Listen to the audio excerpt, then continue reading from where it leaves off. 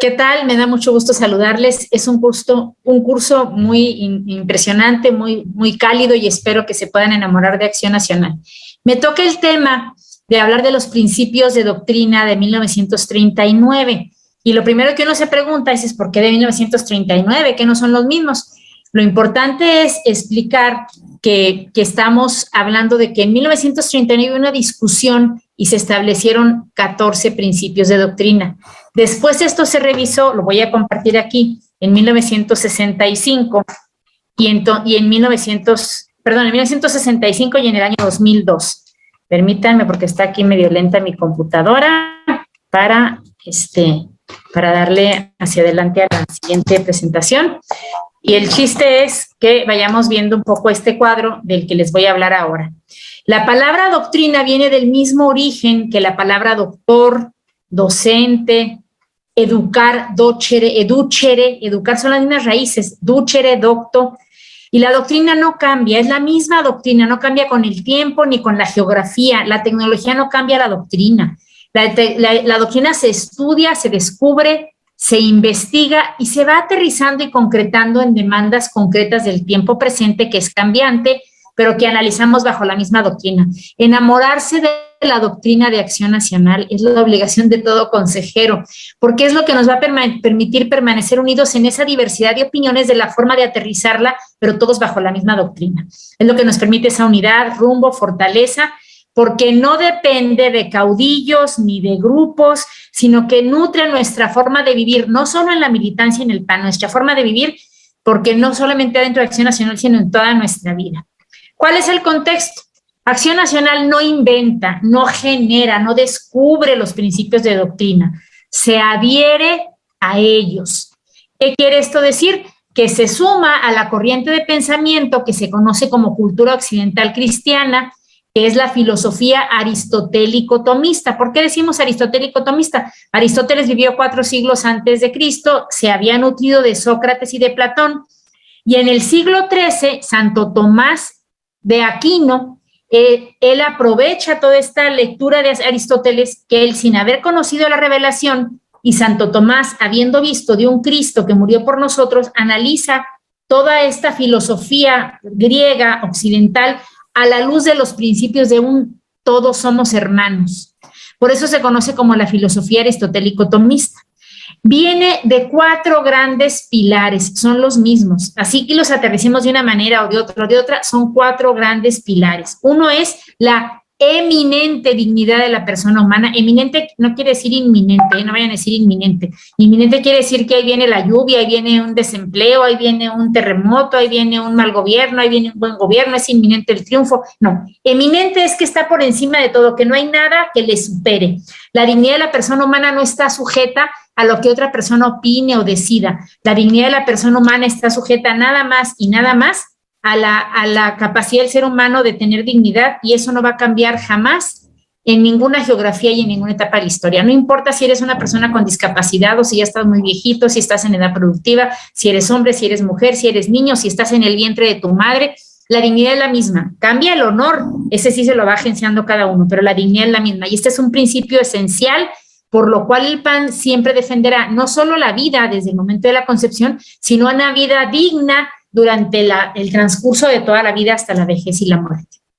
El segundo principio de doctrina es el bien común, que no es el bien de todos, sino el conjunto de condiciones materiales e inmateriales para alcanzar el propio bien particular. La solidaridad de sentir con el otro no es una cosa de que, ay, qué bueno soy, miren qué generoso soy. No, es una obligación del ser humano. El deber es el bien que obliga, y por lo tanto la solidaridad y la subsidiariedad es que cada quien haga lo que le toque y que el de arriba no haga su trabajo si éste lo puede hacer. Es decir, si el gobierno federal está para apoyar a los gobiernos estatales en lo que estos no puedan o sepan o momentáneamente tengan una complicación, pero si estos pueden, que lo hagan. Si el gobierno estatal puede permitir que los ayuntamientos lo hagan, que no invada sus funciones. Si un ayuntamiento está ahí, que haya un tejido social de organizaciones de la sociedad civil. Esto es el principio de subsidiariedad, no confundir con subsidio. Bueno, vámonos pues a lo que ocurre, que les decía que ha habido 3 grandes en el partido tres grandes debates en torno a los principios de doctrina, y vamos a hablar los de 1939. Ahí los tienen a la mano, ustedes van a tener esta presentación, pero en 1965 se hizo una actualización, y más adelante van a ver los de 2002, que ya son personas actuales y que les están dando estos cursos, quienes participaron en su debate, y cómo hay temas que no existían en 1939, y vamos a hablar de lo que preocupaba en ese momento. Vean ustedes así a ojo de buen cubero rápidamente, como en 2002 hay temas como la biotecnología, el humanismo económico, el humanismo bioético, la ciencia y la innovación tecnológica, lo que es la mundialización. En 1989 no aparece lo internacional, no era tema, estábamos apenas saliendo, estaba el país saliendo de la guerra. Entonces vean estos 14 puntos que son los que vamos a ver a continuación, y les voy a decir una cosa, espero de todo corazón que esto sea una probadita, porque estos principios no quedaron obsoletos cuando se actualizaron, siguen siendo vigentes, simplemente se plantean acorde al momento presente, que fue 1965, que es 2002, y que en su momento dado quizás habrá que revisar para más adelante. Vámonos con el primero. Nación. Fíjense el lenguaje, esto se debatió en el Frontón México del 14 al 17 de septiembre de 1939 para que quedara así. La nación es una realidad viva, con tradición propia, varias veces secular, es decir, de varios siglos, con unidad que supera toda división en parcialidades, clases o grupos, y con un claro destino. La nación tiene un destino, como las personas, el destino es el bien, el buscar el bien de las personas. El interés nacional, nos dicen, es preeminente. Todos los intereses parciales derivan en él o en él concurren. No es malo tener intereses particulares, pero tienen que estar ordenados estos intereses a un interés superior para cuál va primero y cuál va después. Dice que no pueden subsistir ni perfeccionarse los valores humanos si se agota o decae la colectividad, ni ésta puede vivir si se niegan los valores personales. La vida de la nación, nos dicen los primeros fundadores del PAN, el cumplimiento de su destino, la posibilidad de crear y mantener en ella condiciones espirituales y físicas adecuadas para una convivencia civilizada y noble, son incompatibles con el establecimiento o la conservación de un estado social desordenado o injusto. Fíjense cuánta actualidad hay en estas palabras. Como lo sería fatalmente el que parta de toda negación de la dignidad de la persona humana o de la proclamación de una necesaria división violenta de la unidad nacional por la lucha de clases, castas o parcialidades. Estas palabras se decían cuando estaba en boga todo este tema de la lucha de clases y todo eso. Dice, cuanto vigorice la unidad nacional, ascende y fortalezca los valores tradicionales que dan forma y sentido a la nación, y coordine y jerarquice, o sea, hay un orden de jerarquía de los valores, justamente en intereses parciales, entonces debe tener el apoyo de la colectividad y sus órganos. Cuanto conspire a romper esa unidad, a formar el carácter o desquiciar estos intereses, ha de ser rechazado y combatido por todos. ¿Se fijan cómo hay un lenguaje de unidad, de búsqueda de consensos? Dice que la verdadera independencia de México y su colaboración eficaz en la comunidad internacional dependen fundamentalmente de una celosa conservación de la peculiar personalidad de nuestra nación, que tiene como pueblo iberoamericano. Noten esta palabra, esta terminología. Habla aquí de naciones hispánicas, hispanohablantes, Iberoamérica, Hispanoamérica. Este es el espíritu de 1939, el decir, somos una nación que tiene raíces con la madre patria, no está peleada con ella y que tiene mucho, mucho que seguir aprendiendo y enseñando. Vámonos a la definición de persona. Dice que la nación no está formada por individuos abstractos, ay, la persona, el bien, el ser humano, no, sino por personas en concreto, encarnadas. No pertenecemos a una masa indiferenciada, sino por personas humanas reales. Ay, perdón, sino por personas humanas reales agrupadas en comunidades naturales como la familia, el municipio, las organizaciones de trabajo, o sea, los sindicatos, o de profesión, de cultura o de convicción religiosa. La persona humana tiene una eminente dignidad y un destino espiritual y material que cumplir. Miren, esta terminología de lo que es la persona es el acento ante un mundo que en 1939 pretendía colectivizar todo, y Acción Nacional tenía claridad en estas afirmaciones que están aquí. Bien, vámonos a hablar de Estado. Dice, la opresión y la injusticia son contrarias al interés nacional y degradantes de la persona. Resultan de que el poder se ejerza para fines que no le son propios, o por un gobierno que no sea expresión auténtica de la colectividad. Solo pueden ser evitadas mediante el recto ejercicio de la autoridad. Recto ejercicio de la autoridad. No estamos contra la autoridad.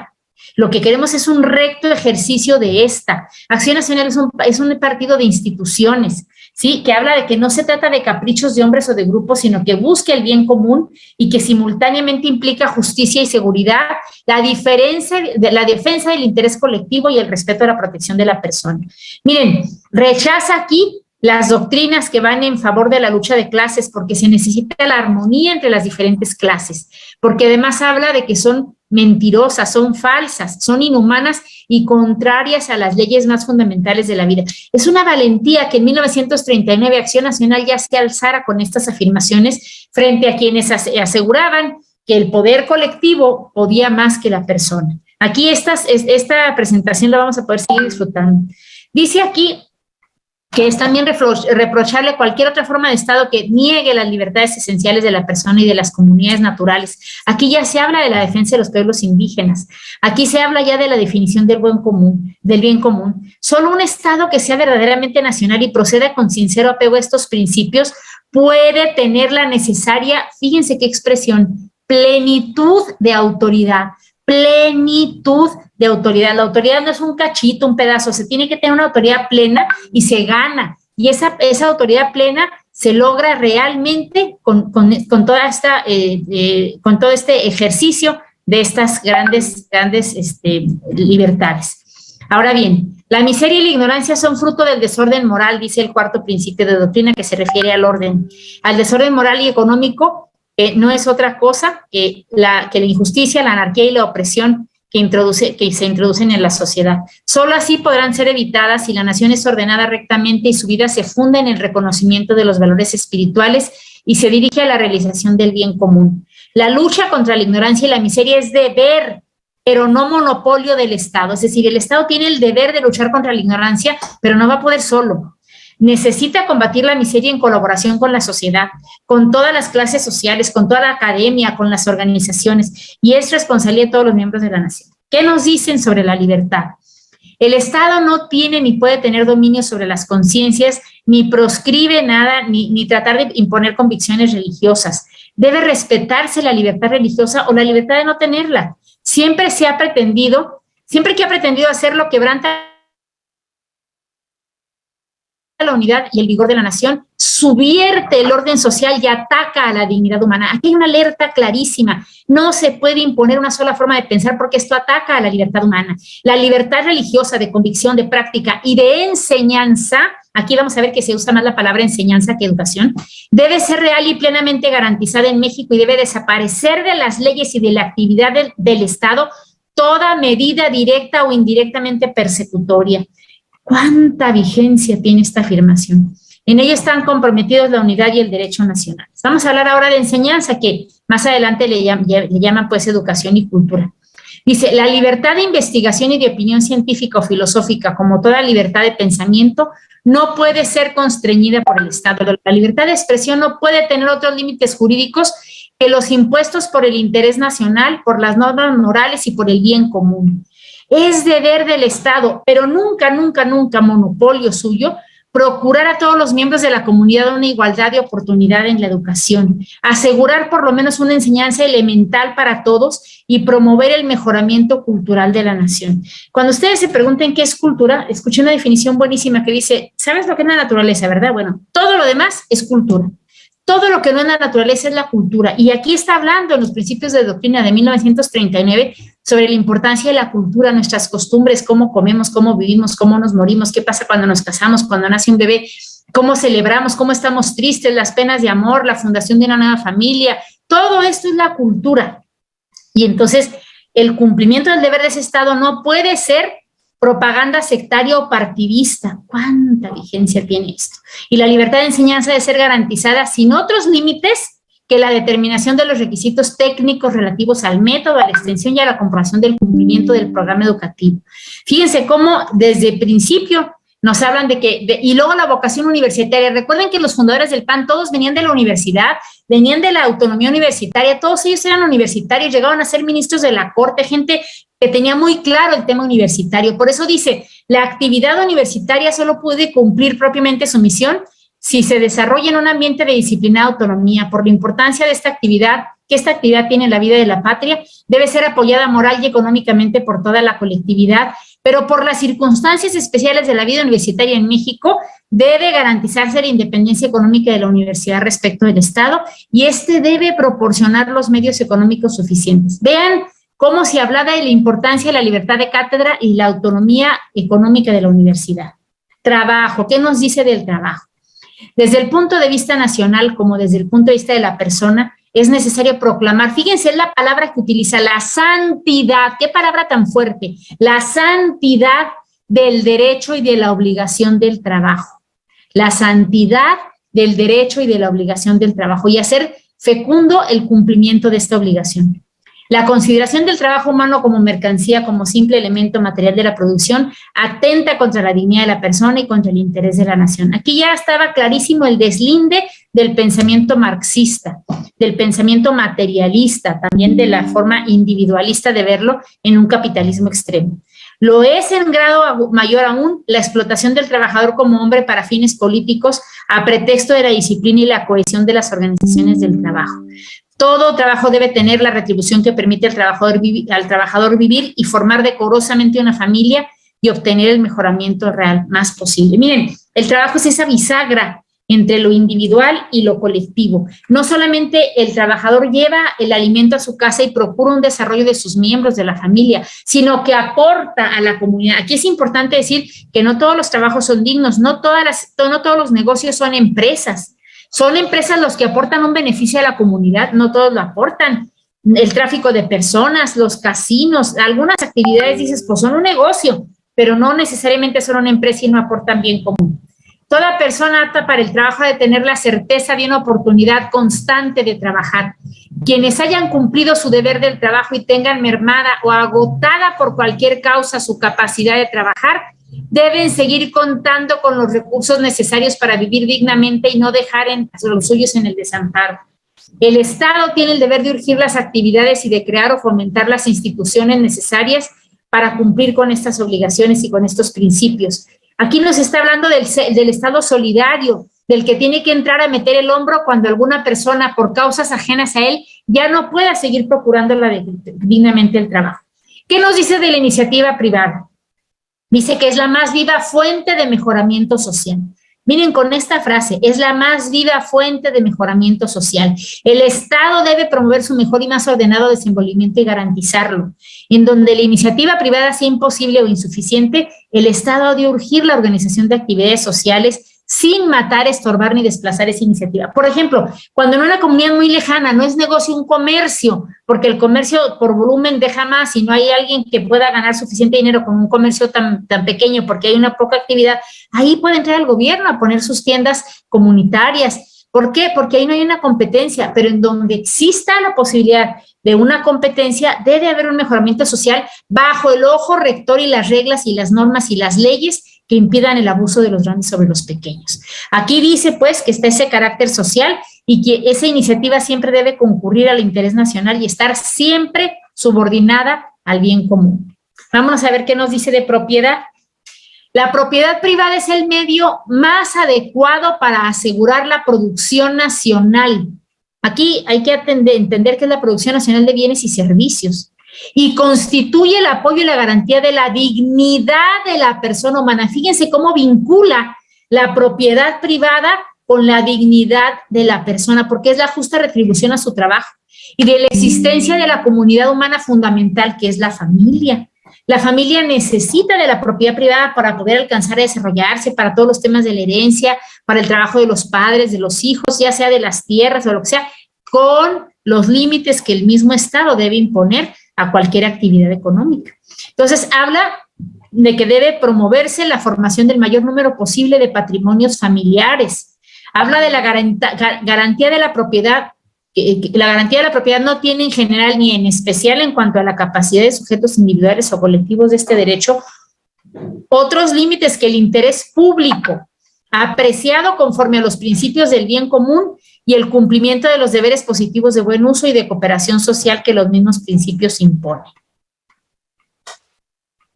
Vámonos con la siguiente, que es el campo. Fíjense, aquí tiene una expresión que siempre que doy los cursos de taller de introducción al partido me emociona recordar esta frase que habla de elevación humana.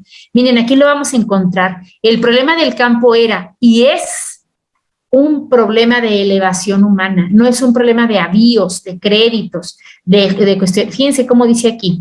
El más grave quizá de los problemas nacionales es el campo. Y no será resuelto antes, se verá constantemente agravado por los métodos insinceros y de mero interés político que hasta ahora se han empleado a su respecto. Aquí es cuando todo el tema de los ejidos y de las propiedades colectivas. Es un problema primordial de nuestra economía, pero es sobre todo un problema de elevación humana. Vean esta expresión. Es un problema de economía, pero es ante todo un problema de elevación humana. Reclama el establecimiento y la afirmación de relaciones de justicia y armonía entre todos los que cultivan la tierra. Y aquí le habríamos de agregar los que después transportan esa producción, los que la comercializan, todo el problema del campo para que pueda tener la mayor retribución posible para el trabajador del campo y que no vengan a ganar más quizás quienes no lo trabajaron. Requiere, dice, que el inventario y el aprovechamiento de las riquezas y de las posibilidades del campo en cada región de México. Cada región de México tiene una vocación distinta a su campo. La incorporación a la riqueza nacional de las grandes zonas fértiles, hoy sustraídas a la producción, la conservación adecuada de las tierras y de los recursos forestales, la ejecución de las obras de captación y de alumbramiento de aguas en los múltiples pequeños sistemas que pueden desarrollarse desde luego antes y con mayor provecho que los grandes y costosos proyectos de irrigación. ¿Qué se está viviendo en grandes regiones de nuestro México? ¿Cómo está la carencia del agua? ¿Cuánta falta hace volver a los orígenes de estos principios y revisar el humor, el espíritu, el compromiso que tenían los fundadores de Acción Nacional para que todo esto ocurriera y se hablara de ello? Seguimos con el campo. Exige, dice, que se oriente y facilite la adecuada migración interior de la población rural, que cada familia campesina, inclusive el ejidatario, tenga posibilidad de obtener en plena propiedad la tierra que sea capaz de hacer producir eficazmente y que el aprovechamiento adecuado sea función normal de la propiedad. Que cada núcleo de población rural tenga asegurados el fondo legal para su establecimiento y desarrollo y los terrenos de uso común para montes y pastales. Que satisfechas estas necesidades primarias, la propiedad rural se organice de modo firme y garantizado con los límites de extensión que en cada caso marquen las condiciones locales de actividad y el imperativo de asegurar y acrecentar la producción nacional. Miren, en algunas regiones, yo vivo en el norte, como ustedes saben, en Chihuahua, acá tú puedes tener muchas más hectáreas y te dan menos producción que en zonas más productivas y más ricas. Por lo tanto, aquí habla de que la propiedad se tiene que organizar con los límites de extensión que en cada caso marquen las condiciones locales de la actividad. No es lo mismo 10 hectáreas aquí que 10 hectáreas de allá. Según la productividad y la calidad de la tierra y la capacidad de producir es muy distinto y esto tiene que estar normado en las legislaciones del campo. Muy bien, seguimos. Seguimos con el tema del campo. Dice que demanda del establecimiento de cuadros legales de libre y fácil organización para los agricultores a fin de hacerles posible el uso del crédito, la adquisición y el empleo de aperos y maquinaria, la ejecución de mejoras permanentes, la refacción normal y el avío, y el acceso ordenado a los mercados y la liberación del usurero y del intermediario comprador a término o burócrata opresor. ¿Cuántas veces hemos visto en las oficinas de los mismos campesinos, de las organizaciones que apoyan a los campesinos? A veces están más campesinos formados afuera que en el campo sembrando. Debemos garantizarles a ellos las condiciones para que puedan ofrecer sus servicios y su producción en condiciones de justicia, pero conste que todo esto de los avíos y de los créditos viene después de afirmar que el problema del campo es un problema de elevación humana. Acuérdense que cuando esto se escribió, se definió, se discutió, se debatió y se acordó, el campesino era carne de mitin y lo llevaban a los mitines y le daban su torta y su refresco y con eso esperaban que se contentara. Y aquí queremos que tengan un nivel de vida digno y que tengan la propiedad de la tierra. Bien, seguimos. Exige una organización tutelar, generosa, responsable, para dar orientación y eficacia en el trabajo a quienes no han trabajado libremente y capacitarlos como productores autónomos. O sea, el principio de subsidiariedad, que crezcan, que se desarrollen.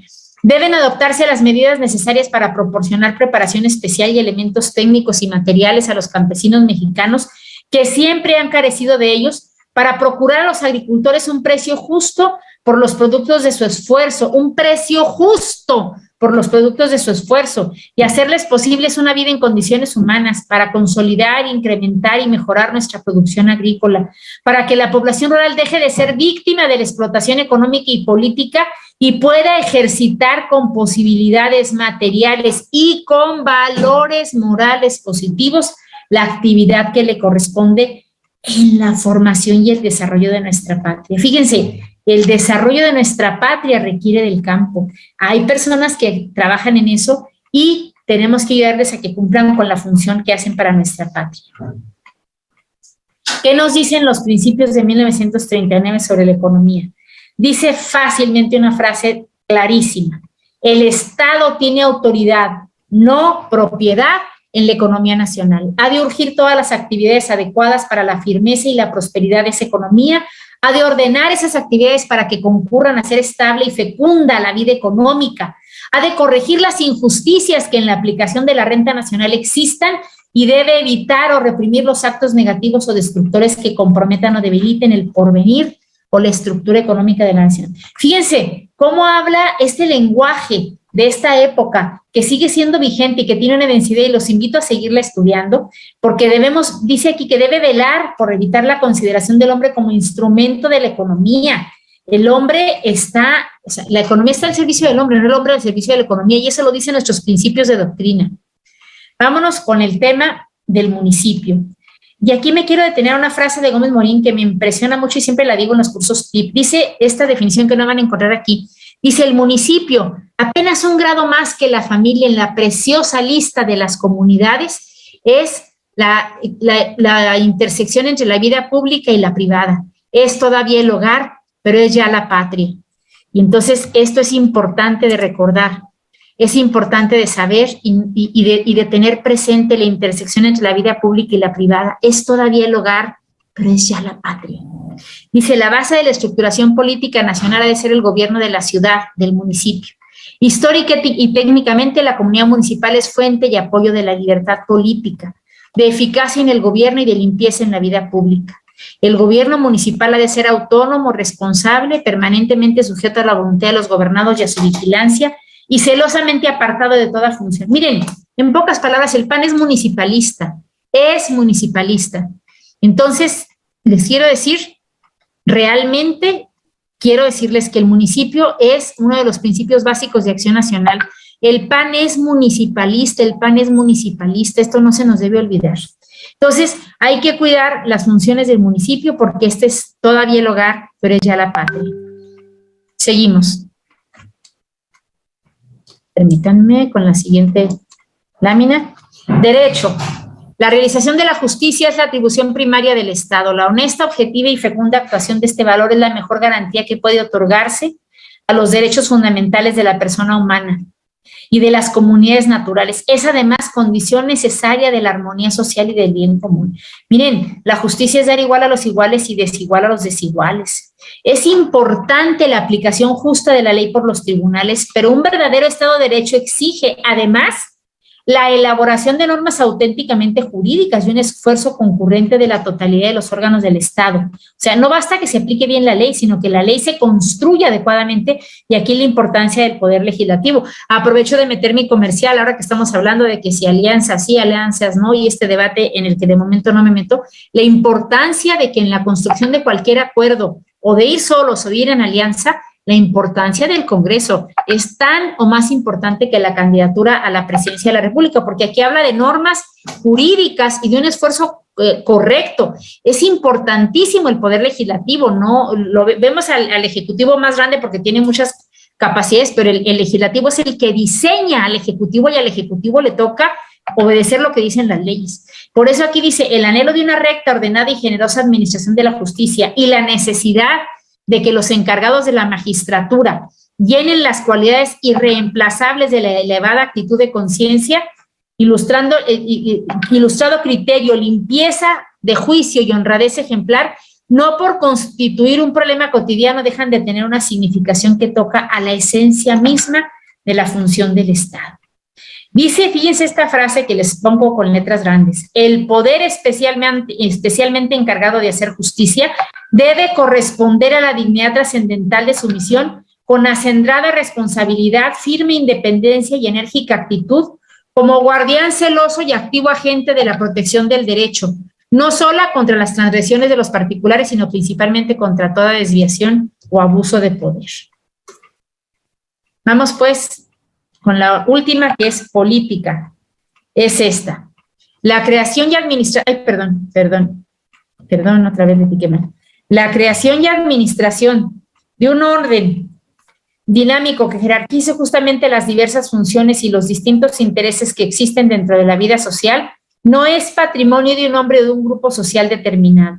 A la creación y administración de ese orden deben concurrir la inteligencia y la voluntad de las personas que conviven dentro del Estado.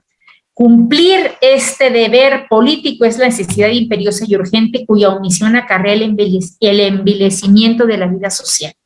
Miren, la política es la expresión más alta del amor. Es la manera de darle eficacia al amor, y el amor es buscar el bien de los demás. Es crear condiciones para que otros tengan lo mismo que yo aspiro a tener, lo que quiero que mi familia tenga. La política es la eficacia del amor. Y esto es algo que no debemos olvidar si aspiramos a ser miembros del Consejo y directivos en el PAN, lo logremos o no. Nuestra militancia tiene que estar marcada por darle eficacia al amor, porque las complicaciones siempre van a existir.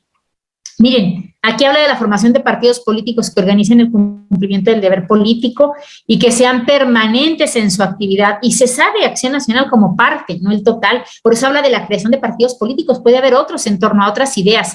Y en este debate, en este afán de escuchar con generosa ponderación las ideas que nos sean dadas y presentar con toda lealtad las nuestras en un debate, vamos construyendo el bien común. Luego es muy difícil hacerlo en las dificultades de la condición humana, de los roces entre personas, pero aquí va mi invitación a que si ustedes aspiran a pertenecer a Acción Nacional, a sus órganos directivos, realmente recuerden que las dificultades son muchas y la militancia permanece porque hay una fidelidad a la doctrina, a estos conceptos que aquí acabamos de ver. No, a ver yo qué saco, a ver qué arreglo, a ver cómo me ayudo un pedazo del padrón para que cuando quiera ver un candidato tenga que pactar conmigo. Me queda simple y sencillamente agradecerles. Aquí les dejo mis redes, mis datos de contacto a través del correo electrónico, de las redes sociales, y decirles que mi credencial del PAN dice que soy miembro desde 1973. En realidad, en el momento en que estaba la afiliación, yo tenía 15 años, pero cuando en los 80s se hicieron los padrones, se construyeron con las listas de asistencia a las asambleas y convenciones previas, y pues ahí aparece mi nombre porque yo desde chica iba con mis papás. ¿Qué les quiero decir con esto? Acción Nacional tiene muchos defectos, pero es lo que hay de aquí al 2024, y necesitamos mucha generosidad, mucha grandeza de alma para poder aspirar a estar a la altura del reto que los ciudadanos esperan de Acción Nacional. ¿Les hemos decepcionado? Sí, por alejarnos de estos principios. Ojalá que todos ustedes, aspirantes al Consejo Estatal en sus estados o nacional, puedan recordar por qué vinimos a la política y que tenemos que venir más a dar que a recibir, más a construir que a obtener, y a leer más a Gómez Morín y sobre todo a don Efraín González Luna, que era el gran autor de estos principios de doctrina, y a las personas que a lo largo de los años le han intentado dar vigencia a través de una vida entera en Acción Nacional. Les agradezco muchísimo su presencia. Voy a dejar aquí de compartir pantalla para regresar acá, acá con ustedes. Esta es una grabación que espero que les haya servido, y espero haber entusiasmado lo suficiente a las personas con el deseo de verdad de haber servido en algo. El decirles con todo mi corazón que el darle sentido a lo único que tenemos cierto es la muerte. Ojalá que el día que llegue la muerte recordemos que vivimos intentando dejar un México un poquito mejor que como lo encontramos, y que en el ínter buscamos más el bien de los demás que el nuestro propio, para que nuestra vida haya tenido sentido y para que tenga una trascendencia el legado que podamos dejar. Me quedo aquí para agradecer la oportunidad de haberles brindado esta plática. Me emociona mucho el poderles brindar esta capacitación. Les pido disculpas por los errores que pueda haber tenido, sobre todo algunas fallas técnicas, pero aquí estamos a sus órdenes y deseando realmente haber sido la plática que nos lleva a los orígenes de Acción Nacional y a la historia de las primeras horas del PAN. A sus órdenes.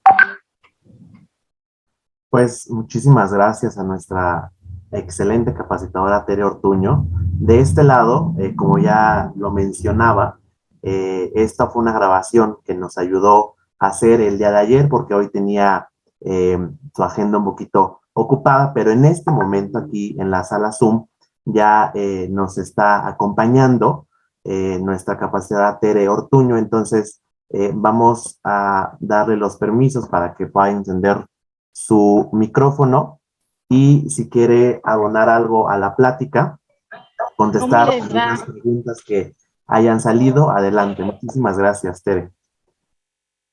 Antes que nada, quiero decirles que estoy aquí en el aeropuerto de la Ciudad de México y tuve que grabar la conferencia porque me invitaron a ir a Querétaro a dar una plática a jóvenes este fin de semana. Entonces ya llegué a la Ciudad de México desde Chihuahua, por eso se tuvo que quedar grabada.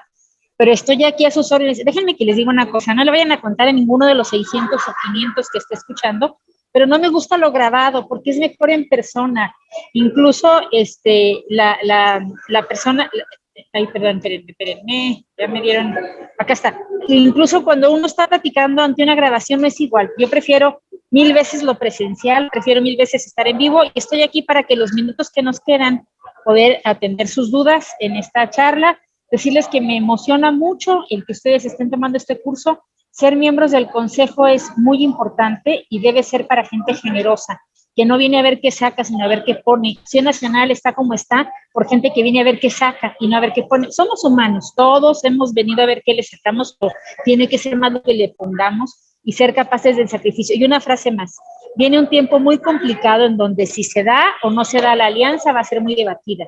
Si se da o no se dan los acuerdos va a ser muy debatido. Y queden como queden, a nadie van a dejar completamente satisfechos. Yo solo quiero destacar la importancia del Congreso, que nada de lo que acordemos para lo que viene minimice la presencia de Acción Nacional en el Congreso. Es decir, que todo incremente la presencia de Acción Nacional en el Congreso porque es el que sella la administración, el alcalde, el gobernador y el presidente de la República tienen que hacer lo que dice la ley, y la ley la diseñan en el Congreso. Entonces, hasta aquí mi comentario, pero estoy para cualquier duda o pregunta según el mecanismo que en el Capacitación Nacional hayan definido. A sus órdenes.